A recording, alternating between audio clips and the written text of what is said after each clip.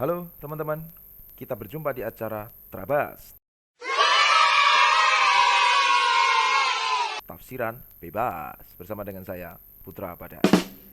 Teman-teman, saat ini saya akan mengajak kita untuk melihat Kejadian 1 ayat 1 sampai 2. Kejadian 1 ayat 1 sampai 2. Saya bacakan ya. Pada mulanya Allah menciptakan langit dan bumi. Bumi belum berbentuk dan kosong. Gelap gulita menutupi samudra raya, dan roh Allah melayang-layang di atas permukaan air. Sekali lagi ya.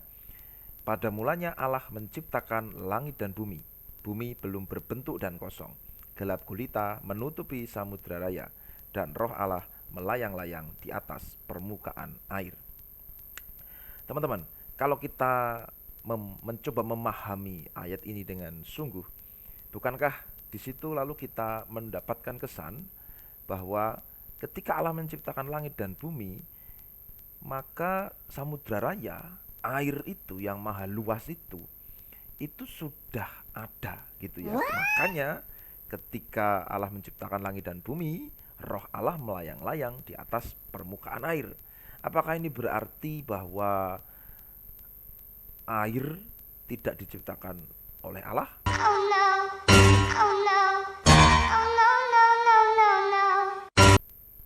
Apakah berarti air sama berkuasanya dengan Allah karena pada waktu Allah menciptakan yang lain-lain, airnya toh sudah ada gitu.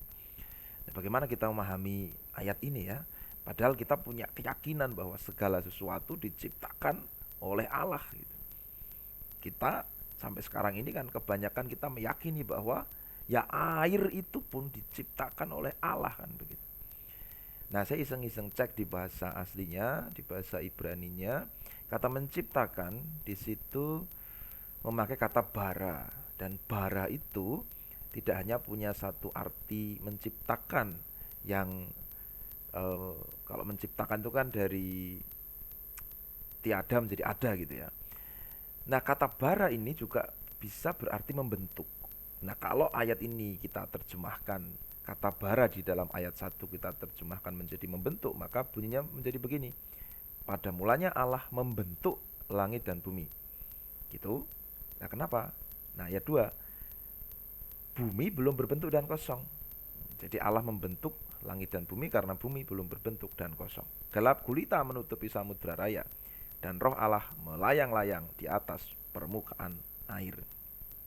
Jadi kalau kita menerjemahkannya seperti itu, maka Kejadian 1 ini mungkin lebih tepat dimaknai sebagai kisah tentang pembentukan langit dan bumi. Jadi bukan kisah penciptaan dari dulunya banget gitu, yang paling dulu. Apa yang paling dulu?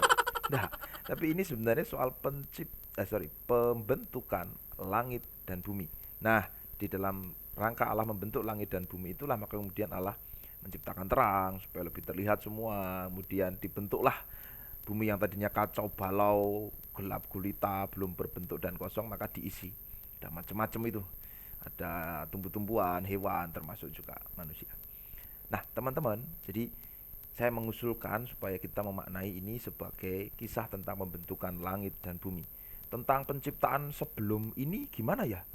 Tentang kapan Allah menciptakan air dan seterusnya, ya kita tidak diberi informasi oleh penulis kitab Kejadian ini.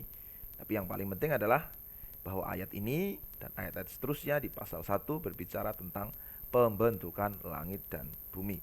Allah membentuk dari sesuatu yang tidak terbentuk, yaitu bumi itu. Allah menata langit dan bumi yang tidak tertata itu. Jadi kita yang diberi kesempatan oleh Allah untuk menjalani kehidupan, mari turut serta melanjutkan karya Allah untuk menata bumi menjadi lebih baik. Masuk toh? Masuk, Nah, kandaan nih kok. Oke, teman-teman, begitu dulu ya. Sampai ketemu di Trabas selanjutnya, tafsiran bebas. Masih bersama dengan saya, Putra Padas. Matur nuwun.